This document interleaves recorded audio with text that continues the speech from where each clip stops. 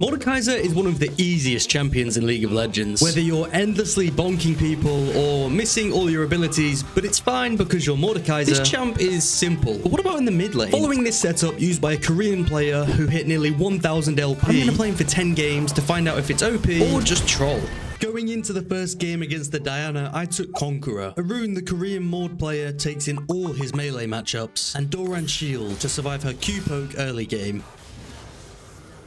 Well then, I thought dodging her Q and proccing my passive would secure a kill. Spoiler, it didn't. I've definitely got some learning to do. Things went from bad to worse. Another stupid trade, and I was dead again. I was already realizing my damage was not as insane as I first thought it was in the early game. Luckily for me though, a quick roam topside landed me a kill onto their jungler, and this kill really turned my awful early game around and reminded me why mid lane is so great. You can always just roam if you're losing. We get Diana pretty low after a gank, so I took advantage and zoned her away from the XP until Skarner appeared. But with my ult up, I thought I'd at least try 1v1 him and test my damage. Okay, that was close, but it made me realize just how good my ult is. You see, while in my ult, I steal 10% of their stats. Plus, my Q damage is increased since it will only ever be hitting one target while in the death realm. So yeah, I really needed to learn how to play around my ult cooldown. Later on, Diana figured since she'd killed me multiple times this game, I'd be a free kill. But I got her in my ult, and through a combination of my passive damage, Conqueror healing, Ignite, and Q damage, it was a really easy fight. Well, it would have been if I didn't miss my abilities, but we got the job done. From there, the game just kind of snowballed in our favor, and the enemy team FF, giving us our first win of the challenge, although I wasn't happy at all with my performance. In the second game, I took Phase Rush, again following the Korean Mordekaiser. He seems to always take this rune against range matchups to allow him to gap close and chase them down. This is especially important in mid lane, since the lane is a lot shorter than top lane, meaning you don't have as much space to run them down. Also, it's good for team fights, as you can see here. Okay, maybe that was a little crazy. Fine, it was completely stupid. Flashing under tower without knowing my cooldowns or damage. Yeah, it's gonna take a few games to truly understand this champion. Other than that though, I dominated this Corkian lane. Even their jungler couldn't help because when he came, I'd just ult him. The game kind of became stale, but towards the end, I figured out exactly why the Korean Mord player rushes Rylai's. I mean, just look at that. On top of Rocket Belt, Phase Rush, and my ultimate, which I didn't even need here, there was no escape. And after that, because it's quick play, they FF. But it's safe to say, my next game definitely wasn't as smooth as the first two. Weirdly, I was against a Cassante mid lane. I took Doran's ring because I really thought I could get aggressive in this lane. Oh, how wrong I was. Death after death. Yay, a kill after death. All the confidence I built up over the last two games had been crushed. This Cassante truly humbled me. Even with Ignite, I just didn't have the damage to deal with him.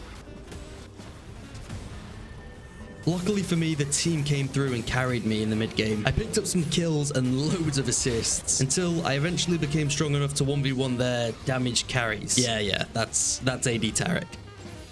I mean, sure, I fed, but at least I wasn't useless. Felt like I was doing a lot of damage. I was just too cocky in the early game. I knew I had to learn from this game, or else ranked was going to be a nightmare. I took some time in the practice tool to learn a couple of cool tricks with Mord, such as the Q flash, and using my E to push enemies away. I also found out you could pull enemies over walls, which is pretty insane. Alright, back to the games. I went up against a Twisted Fate, so I took Phase Rush, but also Doran's ring, since he doesn't have much damage in the early game. But their Nunu was a pain, constantly coming to my lane and even killing me once.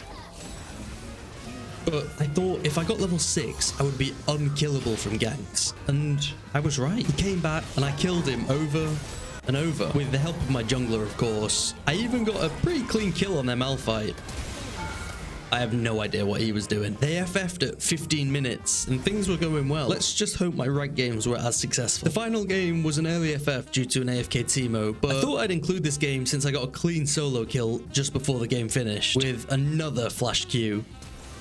damn, those are satisfying. I felt like I was steadily getting better at this champ. With all 5 normal games out the way, it was on to ranked. And I'm not gonna lie, I was a bit nervous for these games. It started pretty bad. I hesitated flashing for the Akali. In the end, she flashed perfectly and I died. But just a few moments later, I caught myself a wild Amumu, and after yoinking all his stats, I managed to kill their top laner too. Honestly, Mordekaiser's damage is insane in the early game if you manage to steal the enemy's stats. And after a quick reset, I managed to come back and solo kill the Akali with a Q flash, and it's such a great feeling when you practice something and then pull it off in an actual game. The game was pretty neutral, but it began to fall apart after I died over and over. And to be honest, I got outplayed for a few of them. The level of these players had definitely increased. I mean, I felt useful. I felt like I was doing damage, but I just couldn't stay alive. And in the end, I died 12 times. The team pulled through though, and in the end we won. But I knew I had to up my game if I wanted to keep winning. Into game 7, and again, I was against an Akali. And this game, I will show you exactly why I perm banned Akali for the rest of this challenge. The game started off with a stupid roam. Similar to what I did a few games ago, really, I should have just pushed the massive mid lane wave and forced Akali to come back, and it looked like things were going from bad to worse when Volibear strolled into my lane to gank me. Little did he realize my damage is insane in my ultimate,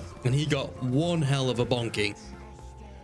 I realized this champion is perfect for those people who struggle to track the enemy jungler or look at their minimap, since if the jungler comes, you can just kill them. The game was very competitive. I picked up some kills here and there, but as a team, we just could not control the map, and I made a pretty huge error, which snowballed the game for the worse. You see, I tried to 1v1 the Aurelia before I had my ult up. Big mistake. I tried to flash away to buy time and dodge her ult, but I failed and I panicked, missing my E as well. And even though I was dodging her E's, I'd already messed up too much. From that point onwards, they gained full control of the map and objectives. I thought I'd at least try push some waves, only to be met by a 95 CS Akali who absolutely obliterated me. I literally couldn't do anything. And after being dove under our tier 3, game ended and we suffered our first rank defeat. Honestly, a tough one to take. Games 8 and 9 though were insane. I had really started to understand my early game damage, when and when not to trade with the other champion. This Trundle just walked straight into the wave, and with Doran's ring, I got aggressive. I ran him down the lane, and I knew if I queued, the only way for him to live was to flash. So I took a risk and predicted his flash, queuing forward to follow his flash. And it ended up working, and it felt great. I basically just killed Trundle a whole load of times. After I got Rylai's, he just couldn't escape. And after one more team fight in the bot lane, they forfeited. The game after was against a Yasuo, which was annoying because I really wanted to try phase rush. But Conqueror was just so key in a matchup like this, so I could heal my way through the fights, and this is a perfect example. The Yasuo stopped my base thinking he could kill me, and even though I was sitting on 1500 gold, I knew I could win this fight, but I had to hit everything, and luckily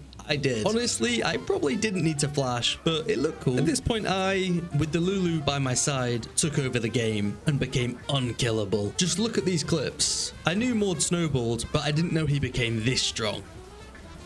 Not long after, we won the game, and it was on to the final game. Reflecting back on the previous 9 games, I can confidently say my mechanics had gone from not so good to at least acceptable. I was really hoping to win this challenge on a win. Unfortunately, that was made a little harder by the inting Teemo, who died 3 times and then started running it down. But honestly, based on how my last 2 games went, I knew we were in with at least a chance. Thresh roamed mid 3.5 minutes into the game. Who does that? But through a combination of Katarina's weak early game and my extremely strong level 3, I killed her and survived the 1v2. But my hard work didn't mean too much, since Teemo ran down my lane, giving Katarina a free kill, and straight after I died to the Nocturne. So yeah, by this point I was pretty tilted. I did, however, manage to kill my lane opponent again. But what's even funnier is somehow Teemo managed to kill the Fed Riven. I got a few kills around the map, including the Fed Riven, who underestimated my damage. But this next 1v1 really showed my lack of experience, even after 10 games. I just rushed everything and missed all my Qs. Okay, sure she E'd away from some, but I still should have held them longer. In the end, I died, but it was a good death to learn from. We honestly turned this game around. I was picking up some kills around mid, picking up a couple of towers. I died a few times, but overall it was going well. Even if my Teemo did have 24 CS and 13 deaths at 22 minutes. But this game just goes to show show how much of a roller coaster ranked League of Legends can really be. One moment you have an inting team, and the next you're on the brink of victory. Then before you know it, you lose one late game team fight, which costs you the entire game, which is exactly what happened here. Honestly, my positioning was poor. I just couldn't get near the Ashe, and in the end I had to ult the Thresh, but by that point my whole team had died anyway. It was sad to end on a loss, but overall, these past 10 games of Mordekaiser were really fun, and I felt like I learned a lot. Even though he isn't a typical mid laner, I thought with this build and runes, he can be very oppressive against squishy champions in the mid lane, especially in low elo, where people aren't as knowledgeable about the champion's limits. If you guys try this setup out, let me know how it goes in the comments.